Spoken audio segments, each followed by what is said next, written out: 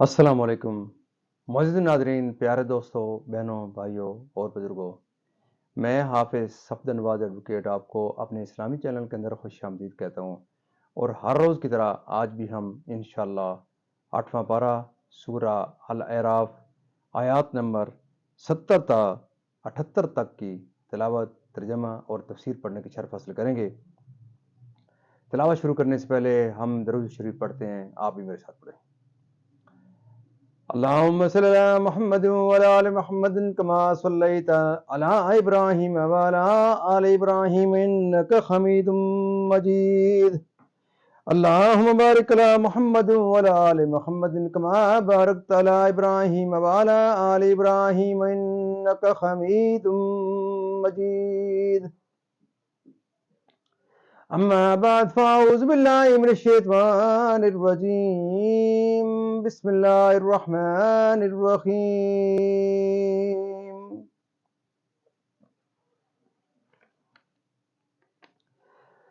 قال قد وقع عليكم من ربكم رجس وغضب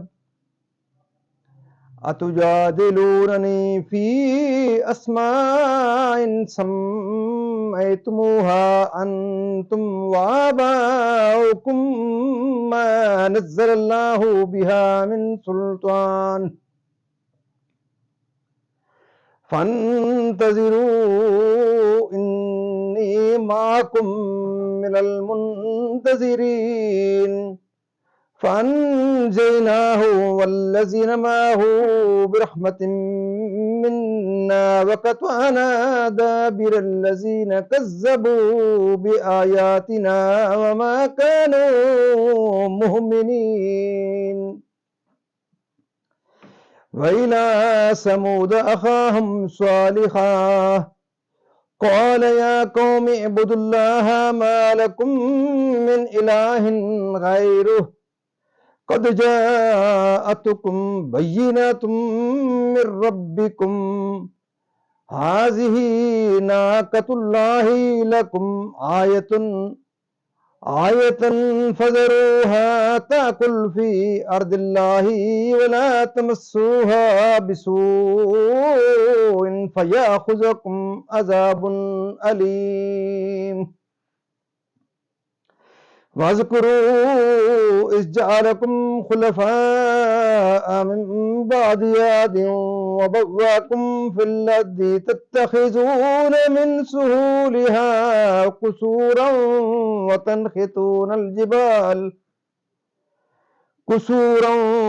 وتنحتون الجبال بيوتا فاذكروا آلاء الله ولا تعثوا في الأرض مفسدين. قال الملأ الذين استكبروا من قومه للذين استضعفوا لمن آمن منهم أتعلمون أن صالحا مرسل من ربه قالوا إنا بما أرسل به مؤمنون. قال الذين استكبروا إنا بالذي آمنتم به كافرون.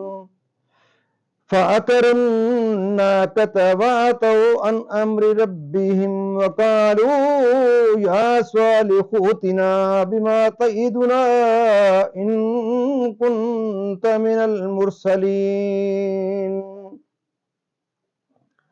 فأخذتهم الرجفة فأصبحوا في دارهم جاثمين. فتولى عنهم وقال يا قوم لقد أبلغتكم رسالة ربي ونصحت لكم ولكن لا تحبون الناصحين. صدق اللہ العظیم. ترجمہ: کہا ضرور تم پر تمہارے رب کا عذاب اور غضب پڑ گیا، کیا مجھ سے خالی ان ناموں میں جھگڑ رہے ہو جو تم نے اور تمہارے باپ دادا نے رکھ لیے؟ اللہ نے ان کی کوئی سند نہ اتاری، تو راستہ دیکھو، میں بھی تمہارے ساتھ دیکھتا ہوں۔ تو ہم نے اسے اور اس کے ساتھ والوں کو اپنی ایک بڑی رحمت فرما کر نجات دی، اور جو ہماری آیتیں جھٹلاتے تھے ان کی جڑ کاٹ دی، اور وہ ایمان والے نہ تھے۔ اور سمود کی طرف ان کی برادری سے صالح کو بھیجا، کہا اے میری قوم، اللہ کو پوجو، اس کے سوا تمہارا کوئی معبود نہیں، بے شک تمہارے پاس تمہارے رب کی طرف سے روشن دلیل آئی، یہ اللہ کا ناکہ ہے تمہارے لیے نشانی، تو اسے چھوڑ دو کہ اللہ کی زمین میں کھائے، اور اسے برائی سے ہاتھ نہ لگاؤ کہ تمہیں دردناک عذاب آئے گا۔ اور یاد کرو جب تم کو عاد کا جانشین کیا اور ملک میں جگہ دی کہ نرم زمین میں محل بناتے ہو اور پہاڑوں میں مکان تراشتے ہو، تو اللہ کی نعمتیں یاد کرو اور زمین میں فساد مچاتے نہ پھرو۔ اس کی قوم کے تکبر والے کمزور مسلمانوں سے بولے، کیا تم جانتے ہو کہ صالح اپنے رب کے رسول ہیں؟ بولو وہ جو کچھ لے کر بھیجے گئے ہم اس پر ایمان رکھتے ہیں۔ متکبر بولے، جس پر تم ایمان لائے ہمیں اس سے انکار ہے۔ پس ناکا کی کوچیں کاٹ دیں اور اپنے رب کے حکم سے سرکشی کی، اور بولے اے صالح، ہم پر لے آؤ جس کا تم وعدہ دے رہے ہو، اگر تم رسول ہو۔ تو انہیں زلزلے نے آ لیا تو صبح کو اپنے گھروں میں اوندے پڑے رہ گئے۔ تو صالح نے ان سے منہ پھیرا اور کہا اے میری قوم، بے شک میں نے تمہیں اپنے رب کی رسالت پہنچا دی اور تمہارا بھلا چاہا، مگر تم خیر خواہوں کے غرضی یعنی پسند کرنے والے ہی نہیں۔ یہاں تک اس کا ترجمہ اختتام پذیر ہوتا ہے۔ اب تسلسل سے اس کی تفسیر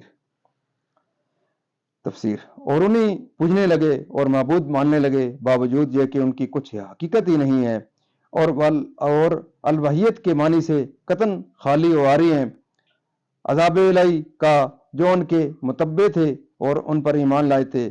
اس عذاب سے جو قوم ہود پر اترا اور حضرت ہود علیہ السلام کی تکذیب کرتے، اور اس طرح ہلاک کر دیا کہ ان میں ایک بھی نہ بچا۔ مختصر واقعہ یہ ہے کہ قوم عاد احقاف میں رہتی تھی، جو عمان و حضر موت کے درمیان علاقہ یمن میں ایک ریگستان ہے۔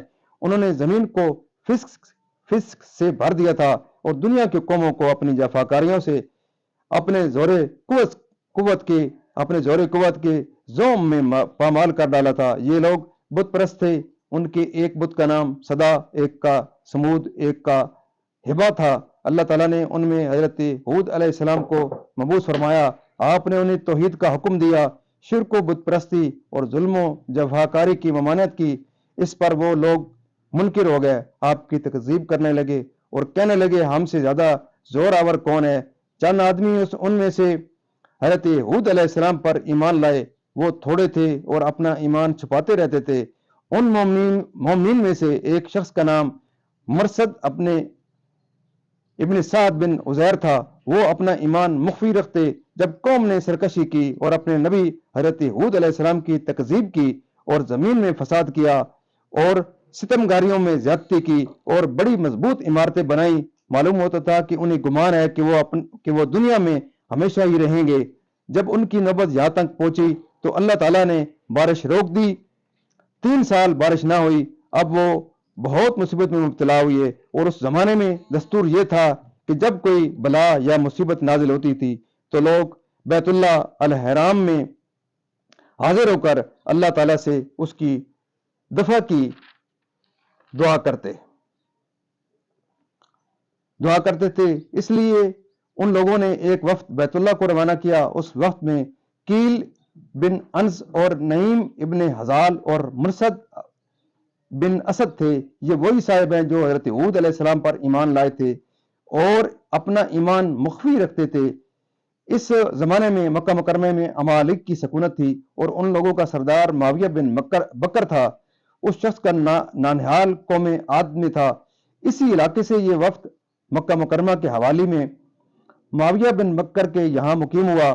اس نے ان لوگوں کا بہت اکرام کیا، نہایت خاطر و مدارت کی۔ یہ لوگ وہاں شراب پیتے اور بانیوں کا ناچ دیکھتے تھے۔ اس طرح انہوں نے عیش و نشاط میں 1 مہینہ بسر کیا۔ معاویہ کو خیال آیا کہ یہ لوگ تو راحت میں پڑ گئے اور قوم کی مصیبت کو بھول گئے جو وہاں گرفتار بلا ہے۔ مگر معاویہ بن بکر کو یہ خیال بھی تھا کہ اگر وہ ان لوگوں سے کچھ کہے تو شاید وہ یہ خیال کریں گے اب اس کو میزبانی گراں گزرنے لگی ہے۔ اس لیے اس نے گانے والی باندی کو ایسے اشعار دیے جن میں قوم عاد کی حاجت کا تذکرہ تھا۔ جب باندی نے یہ نظم گائی تو ان لوگوں کو یاد آیا کہ ہم اس قوم کی مصیبت کی فریاد کرنے کے لیے مکہ مکرمہ بھیجے گئے۔ اب انہیں خیال ہوا کہ حرم شریف میں داخل ہو کر قوم کے لیے پانی برسنے کی دعا کریں۔ اس وقت مرثد ابن سعد نے کہا کہ اللہ کی قسم تمہاری دعا سے پانی نہ برسے گا، لیکن اگر تم اپنے